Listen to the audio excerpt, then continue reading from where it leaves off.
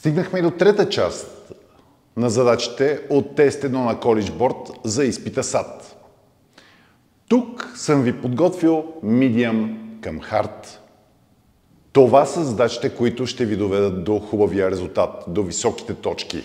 В предните две основното беше техника, знания, методология, бързина.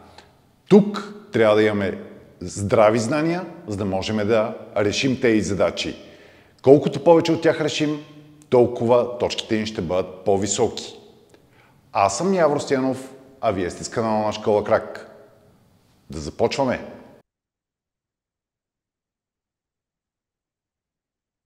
Стигнахме и до последната трета част от секция 1 на тест 1 на College Board за изпита САТ. Част 3 средно към трудни задачи от 19 до 27. 19-та задача. Радиуса на A е 3 пъти N, радиуса на B е 129 пъти N. Лицето на B е колко пъти лицето на A? Тоест 129 пъти n на втора по π е колко пъти по π по 3 пъти n на втора.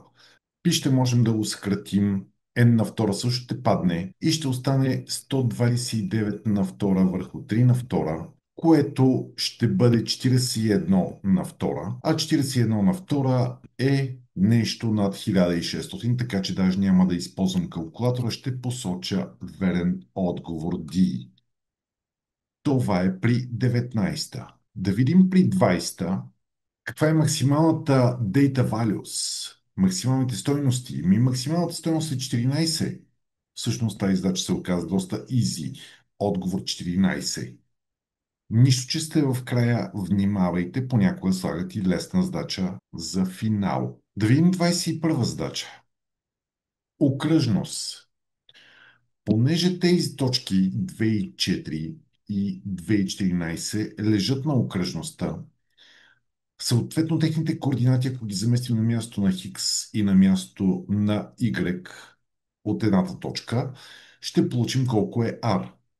Избрах си първата, ще стане 2 минус 2 на втора, плюс 4 минус 9 на втора, трябва да ни е R на втора.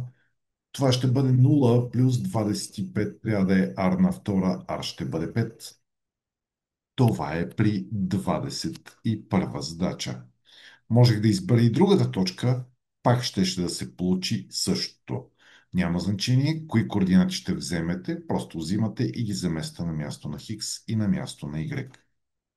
22. Става въпрос за радиани и за градуси. Ъгъл R е 2 пъти π върху 3 радиана. Ъгъл T, тук трябва внимателно да прочетете, е с 5π върху 12 радиана повече отколкото е R. Т.е. T ще бъде 2 пъти π върху 3 плюс 5 пъти π върху 12. Ако направим общ знаменател, тук ще трябва да умножим по 4. Ще стане 13 пъти π върху 12. Това е малко над π, а π в градуси е 180. 180 градуса. Съответно, тук трябва да имаме малко над 180. Няма да го смятам. Отговорът е си 195 градуса. Другия, който е по-голям от 180, е доста далече 390. 23-та. Много обичат този тип задачи, където ви дават нещо в квадратни мерни единици и след това ви дават трансформация в линейни мерни единици. 4,36 квадратни мили, за да ги превърнем в квадратни ярдове, съответно, това, по което ще трябва да го умножим, не е просто 1760, а и 1760 на втора степен, защото тук става въпрос за квадратни мерни единици. Съответно, ако беше кубични, тук щяхме да умножим на трета степен. Но, понеже в нашата задача е на квадратни мерни единици, просто е на втора. Грубо 4 по 2000 и още веднъж по 2000 ще бъде доста голямо, ще бъде около 16 милиона, така че даже отново няма да използвам калкулатор. Верният отговор при 23-та задача е D. Това беше уловката тук, че имахме квадратни мерни единици.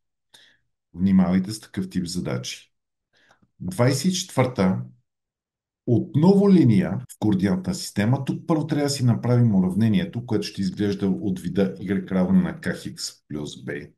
Наклона k ще бъде разликата между y-ците, а именно 160. Бих си взел първите две точки, защото там числата са по-окей. Минус 130 върху разликата между хиксовете, 23 минус 18. 30 върху 5, което ще бъде 6.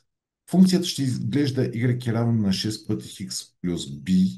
За да мога да намеря каква е стойността на b, си взимам координатите на едната точка и ги замествам в самата функция.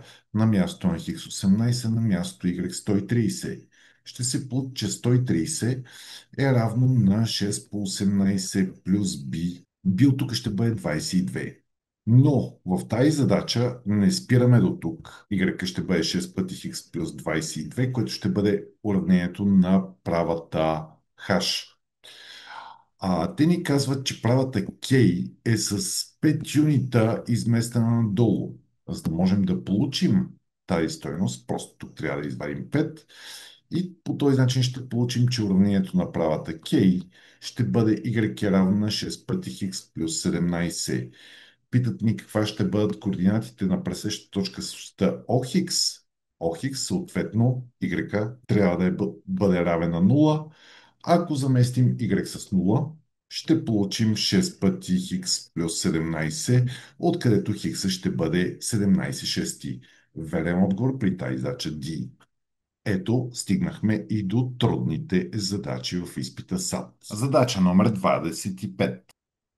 При тази задача бих тръгнал с графиката на функцията. Графиката на функцията y равно на минус хикс на втора плюс 9 пъти хикс минус 100 е парабола, която е обърната надолу. За да може с правата y равно на c да има точно една обща точка, следователно тази права, която е успоредна на оста OX, трябва да мине точно през върха на параболата. Питат ни колко е C, а C, това всъщност е Y, съответно ще търсим Y на върха. За да намерим Y на върха, първо трябва да си намерим хикса на върха. Хикса на върха по формула е минус b върху 2 пъти a. Или в нашия случай това ще бъде минус 9 върху 2 по минус 1, което е 9 втори. Сега за да намерим y на върха, съответно това, което ние получихме 9 втори, трябва да го заместим в изходната функция, с което ще получим минус 81 четвърти плюс 81 втори минус 100, което е равно на минус 319 четвърти. Или верен отговор Си. Приключихме и с задача номер 25. 26-та. При тази задача ни питат, ако R е реално число, кое от следните ще бъде решение на системата. Самата система, нямате две уравнения с две неизвестни, имате едно и също уравнение, просто записано по два начина. Второто уравнение ще се получи от първото, като цялото го умножим по 5.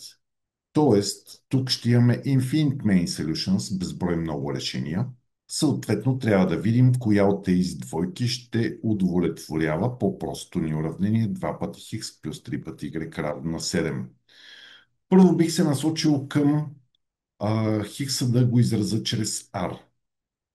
Тогава Y от тук ще бъде минус 2 трети хикс плюс 7 трети. Тоест, Y трябва да бъде минус 2 трети R плюс 7 трети. Ами такъв отговор нямаме за Y, така че C и D веднага ще ги елиминирам. Добре, не тръгнахме хубаво, но нека да продължим. Бих сега пробвал Y да ми е R. От Y, ако е R, тогава хикса ще бъде минус 3 втори Y плюс 7 втори. Тоест, хикса ще бъде минус 3 втори R плюс 7 втори. Ами точно това са ни дали в отговор B. Това е верният отговор, спирам до тук. Ако не се беше получило и по този начин, знам, че не е B, C и D, щях да маркирам абсолютно веднага отговор A. Не винаги човек знае как да тръгне, като ви и даде на задача. Тръгнете по най-лесния ви начин. Опитайте се да проверите там, където имате съвпадение в отговорите. Ако не се получи, продължавате да елиминирате от отговорите. И да видим последната 27-ма задача, какво са ни приготвили за нея. Периметъра на равностранен триъгълник е 624. След като периметъра е 624, от това ще следва, че страната му 624 върху 3 или това ще бъде 208. Говори ни се за височината. Височината е представена като k върху корен от 3. Височината по принцип е а корен от 3 върху 2, формула, която трябва да знаете за изпита САТ, и тя трябва да бъде равна на k корен от 3. Питат ни k колко е? Ами ще заместим а с 208 и ще стане, че след като съкратим 104 корен от 3 трябва да е k по корен от 3 или корен от 3. Като го махнем, k ще бъде 104. Това ще бъде задачата с отворен отговор. Това беше и последната задача от този тест. Ако нещо не ви е станало ясно, винаги можете да се запишете при нас на курс, за да обясним в детайли всяка една от тези стъпки, при всяка една от тези задачи и не само от тези, от много други, за да можем да ви подготвим за един хубав резултат на изпита САТ. Хубав, разбирам, 1500 плюс. Понеже това беше и последната трета част, ето отговорите и на нея. А за финал и отговорите на цялата първа част на тест 1 на College Board за изпита САТ. Това бяха и последните задачи от тест 1 на College Board за изпита САТ. Най-трудните. Ако сега започвате, убеден съм, част от нещата не са ви били ясни. Няма проблем.